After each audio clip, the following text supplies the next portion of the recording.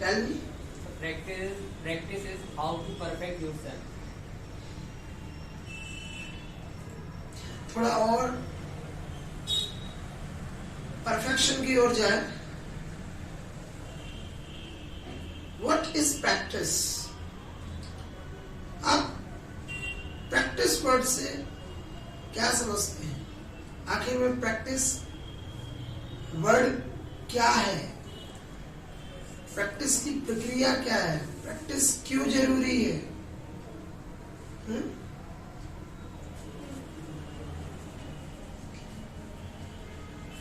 As far as I think, जब भी मैंने आपको बोला ना, किसी भी विषय में, सब्जेक्ट पे आप अगर कोई टिप्पणी दे रहे हैं, कोई सलाह दे रहे हैं, एडवाइस दे रहे हैं, कोई सजेशन दे रहे हैं, तो आप सबसे पहले क्या करें?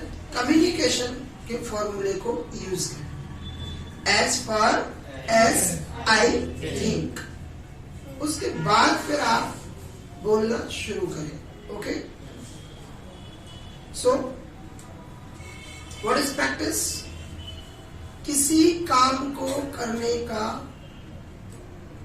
अभ्यास और किसी काम को करने की प्रक्रिया। और कब तक करना? जब तक उस काम में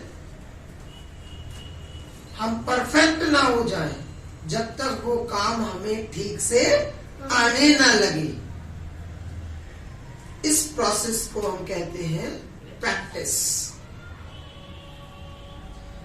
इंग्लिश लर्न करने की प्रैक्टिस करना है। कब तक? जब तक इंग्लिश बोलना आने ना लगे।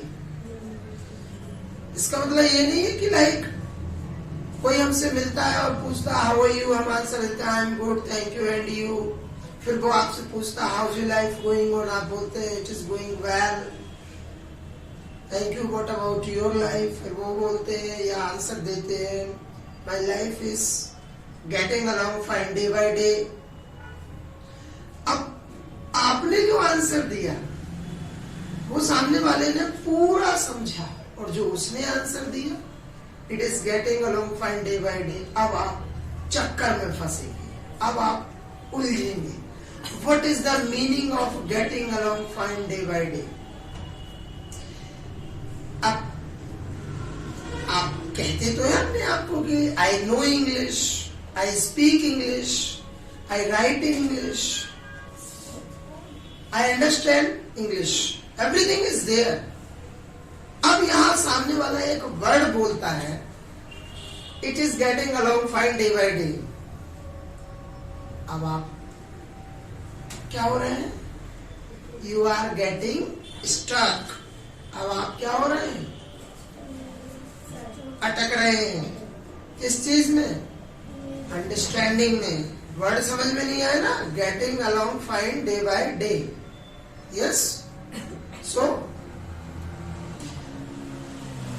प्रैक्टिस कब तक करना है? जब तक वो काम हमें अच्छे से, ठीक से आने ना लगे। मीन्स अभ्यास लगातार करते रहें।